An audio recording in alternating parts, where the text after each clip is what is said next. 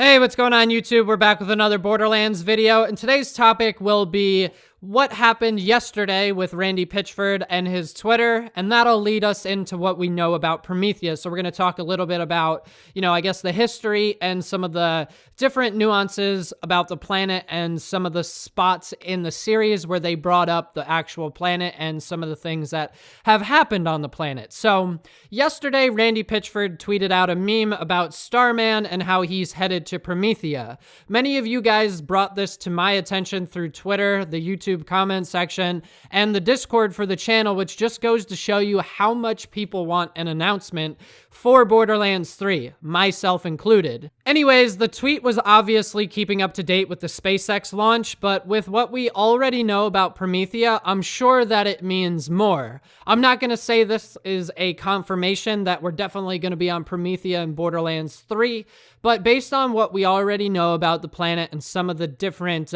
Easter eggs and teasers and things like that, I think it's a pretty safe thing to assume that Promethea will be involved in Borderlands 3 in some capacity. So let's talk about what we do know about the planet. First and foremost, Atlas found Iridian technology and used that to reverse engineer their superior firearms. This allowed the company to make substantial amounts of money and grow into one of the galaxy's leading mega corporations.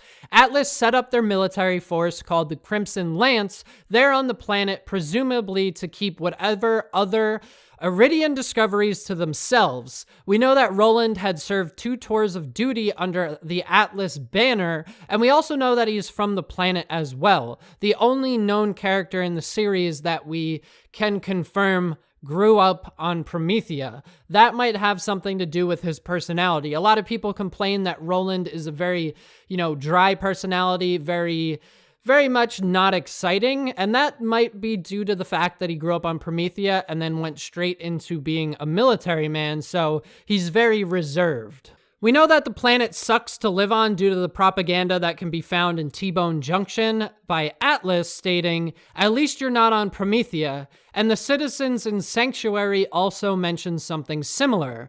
The Morningstar sniper rifle by Hyperion, the one that talks, says, "There are children on Promethea who can't afford ammo, So this just goes to show you that on Pandora, they're literally using the fact that Promethea is so tough to live on as a, hey, Pandora is not so bad type of deal. And then, of course, you have guns actually telling you how bad the planet is. But here's the thing that I want to point out. It's likely that we're going to be in the future from whatever event they're going to go off of in Borderlands 3, which means Promethea has probably been a little bit more civilized, a little bit more colonized, and that's a thing. I'm sure there's going to be it's going to be less of a shithole if I had to guess, because I imagine they're going to have some time to kind of ramp things up, and if going off of what some of the employees, Randy Pitchford and some others, have kind of alluded to, it seems like we're going to be going at least 5 to 10 years in the future, because it seems like Tiny Tina is going to be more towards adulthood and less a 13-year-old in the future game. So it seems like Promethea will have some time to kind of get its shit together. The big piece of information is in the form of the Battleborn Easter egg that was cracked earlier last year, which says, "Visit Promethea, Children of the Vault. We are not on Pandora anymore. Tannis is not what she seems. Do not open the vaults." Obviously, this is huge because we get information that appears to feature a group or an organization that has gone to Promethea, or at the very least is telling us to go to that planet. Based on many of the teasers, like the tweet from Randy yesterday, and this Easter egg, one can assume that Promethea is going to be featured in Borderlands 3 in some capacity, like I've already mentioned.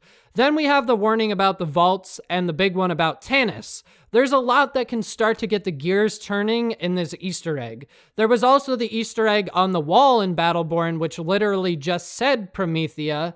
Gearbox, we get it. You want to torture us, and we are ready for the announcement. I can assure you that. And one thing I'd like to point out before the end of the video is that the hired playtesting week at Gearbox for what can only be assumed to be Borderlands 3 ended today. So we may see some leaks in the coming days. So keep your eyes peeled, people. This could be the big one. Usually after testing is when you start to see some leaks or some information get out on future games. So let's keep the fingers crossed. Let's hope that somebody spills the beans or at least gives us something. And I'm still holding out on the fact that we might get a trailer on the anniversary of the Borderlands 2 trailer on the 21st of February, so we'll have to see. But that's what we know pretty much about Promethea and, you know, why people think we're headed there and why people are sick of getting poked. Like, Gearbox is basically taking a stick and poking the, you know, community like, we know what Borderlands 3 is about. We know when it's coming out. We know what's going on, and you guys don't poke.